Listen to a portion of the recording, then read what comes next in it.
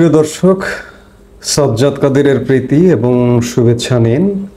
এই মুহূর্তে আপনাদের সামনে কথা বলতে এসেছি যে কারণে দেশের আইন শৃঙ্খলা খুব সহসায় ভালো হবার কোনো সম্ভাবনা নাই। এই প্রসঙ্গটা নিয়ে কথা বলবো।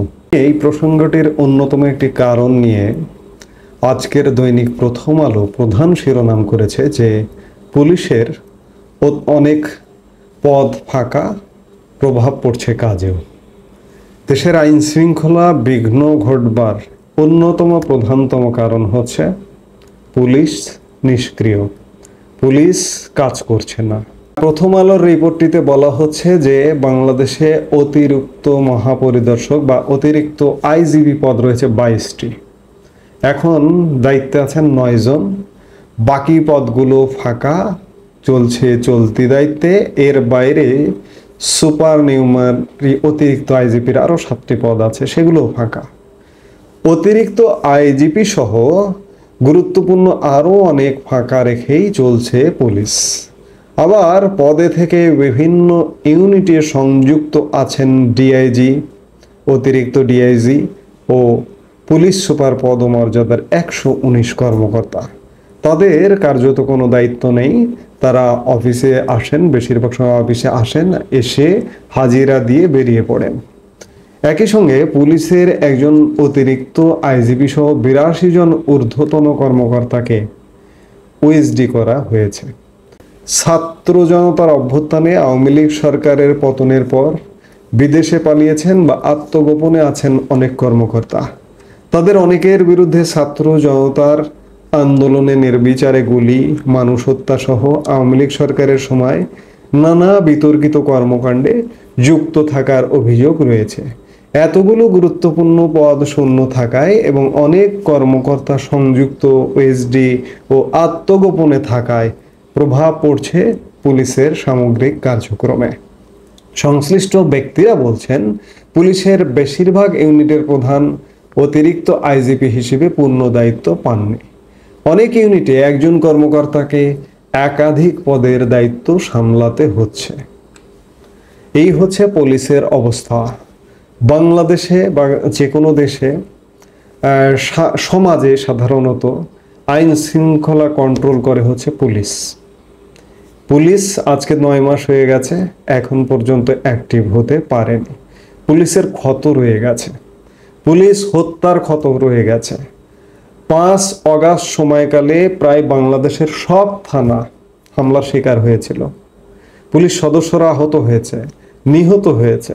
তার উপরে সেই সময়ে দায়িত্বপ্রাপ্ত পুলিশ ওসি থেকে শুরু করে অতিরিক্ত আইজিপি পর্যন্ত অবসরে পাঠানো হয়েছে, ওএসডি করানো হয়েছে, নানা রকম বিশৃঙ্খল পরিবেশ তৈরি করা হয়েছে। যার কারণে পুলিশের যে কি পয়েন্টগুলো, সেই কি পয়েন্টগুলোতে এই মুহূর্তে আসলে কোনো মানুষ দায়িত্বে নেই। আবার দায়িত্বে আনা হয়েছে কিছু কিছু জায়গায়, দায়িত্বে আনা হয়েছে কাদেরকে, যারা ধরুন গত 15 বছর যে কোনো কারণে চাকরি থেকে দূরে ছিলেন, আভ্যন্তরীণ কারণে বা যে কোনো কারণে রাজনৈতিক প্রতিহিংসার শিকার হয়ে, আওয়ামী লীগ সরকারেও রাজনৈতিক প্রতিহিংসার শিকার করে বহু মানুষের ক্ষতি করা হয়েছে। অস্বীকার করবার কোনো উপায় নেই।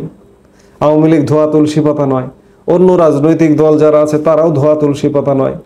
এই যে যারা প্রতিহিংসার শিকার হয়ে দূরে ছিলেন, এমনকি অনেক নিচের পদে দায়িত্ব পালন করতেন, ধরুন এডিশনাল এসপি দায়িত্ব পালন করতেন, তাকে ডিআইজি বানিয়ে দেওয়া হয়েছে।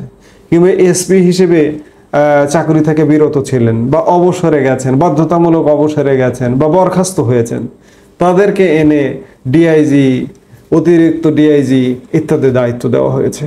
এবং তারা অভিজ্ঞতায় স্বল্পতার কারণে পুরো পুলিশের যে একটা চেইন, সেই চেইনটা ম্যানেজ করতে গিয়ে বাধার সম্মুখীন হচ্ছেন অভিজ্ঞতায় কমের কারণে। কারণ পুলিশ এমন একটা ফোর্স যেখানে অভিজ্ঞতা ছাড়া অপারেশন চালানো খুব কঠিন ব্যাপার। এই জায়গায় আজকে 9 মাস হতে চলল, পুলিশের কোনো উন্নতি হয়নি। আপনারা অনেকে বলেন যে সেনাবাহিনী মাঠে আছে। সেনাবাহিনীর তো পুলিশই দায়িত্ব নয়, সেনাবাহিনী উপস্থিত আছে, এটি একটা মানুষের মনস্তাত্ত্বিক ব্যাপার যে সেনাবাহিনী আছে, কিন্তু অপারেশনাল কাজ তো করবে পুলিশ। সেই জায়গাটাতে ব্যাপক ঘাটতি, যার কারণে আজকেও কোথাও না কোথাও প্রতিনিয়ত প্রতি মুহূর্তে, যে মুহূর্তে আমরা কথা বলছি সেই মুহূর্তেও কোথাও না কোথাও মব ক্রিয়েট হচ্ছে। এই মব থেকে উদ্ধারের উপায় কি? উদ্ধারের একমাত্র উপায় এই যে হানাহানি, মারামারি, এগুলো বন্ধ করতে হবে। আগের সরকারের আমলে চাকরি করেছেন, সুবিধাজনক পোস্টে ছিলেন, তাকে মনে করা হচ্ছে যে এই আওয়ামী লীগের সুবিধাভোগী, অর্থাৎ ট্যাগ লাগানো হচ্ছে। পুলিশের মধ্যেও আওয়ামী লীগের ট্যাগ লাগানো হচ্ছে। এই ট্যাগ বাদ দিয়ে, এই সব করা বাদ দিয়ে অবসরে পাঠানো, চাকরি থেকে বরখাস্ত করা কিংবা ওএসডি করে রাখা, এই প্রতিহিংসাগুলো বন্ধ করতে হবে। নইলে বাংলাদেশের আইন শৃঙ্খলা 9 মাস কেন, এভাবে যদি চলতে থাকে 9 বছরে কোনোভাবে উন্নতি হবে না। উন্নতি একান্ত প্রয়োজন, কারণ মানুষ সত্যিকার অর্থে আতঙ্কিত। মানুষের কোনো জায়গায় কোনো জানমালের কোনো নিরাপত্তা নেই। যে কোনো সময় যে কোনো জায়গায় যে কোনো ঘটনা ঘটতে পারে। এই যে দেখছেন যে শিল্প প্রতিষ্ঠানে হামলা হচ্ছে, ব্যবসা প্রতিষ্ঠানে হামলা হচ্ছে, এই যে কদিন ধরে বহুজাতিক প্রতিষ্ঠানগুলোতে হামলা হচ্ছে, শোরুমগুলোতে হামলা হচ্ছে। এগুলো কেন? যদি পুলিশ থাকতো তাহলে এগুলো কি হতো? পুলিশ যদি আগের ভূমিকায় থাকতো, এই ভঙ্গুর পুলিশের ভূমিকায় না থাকতো, আজকে দেশের শৃঙ্খলা ফিরিয়ে আনাটা একান্ত জরুরি। আর প্রধান ভূমিকায় পুলিশ। সেই পুলিশকে যে কোনো মূল্যে অ্যাক্টিভ করা ছাড়া বাংলাদেশের এই যে অচল অবস্থা, এটি কোনোভাবেই কাটবে না। আপনি যতই সরকারে আছেন, অনেকে আত্মতৃপ্তির ঢেকুর তুলছেন যে আইন শৃঙ্খলা পরিস্থিতি এখন ভালো। সরকারের স্বরাষ্ট্র উপদেষ্টা নিজেই বলছেন, তিনি হয়তো দীর্ঘদিন ক্ষমতায় থাকতে চান, এমন মনে হচ্ছে যে রাস্তাঘাটে মানুষ তো বলছে যে এই সরকারকে আরো 5 বছর চাইছে মানুষ। কোথায় বলছে, কে বলছে আমরা তো বুঝতে পারছি না। আমরা তো জনগণের কাতারে, আপনারা তো ক্ষমতায়। এই যে এইসব বেফাস কথাবার্তা বলা, কথাবার্তা শুধু চলছে, কাজ চলছে না, বাংলাদেশ অস্থির হয়ে উঠছে। এর শেষ দরকার। যে কোনোভাবে সব কথার শেষ কথা, প্রত্যেকটা সেক্টরে ঐক্যের প্রয়োজন। এই ঐক্যের মাধ্যমেই আইন শৃঙ্খলা, এই যে সামাজিক অস্থিরতা দূর করা সম্ভব।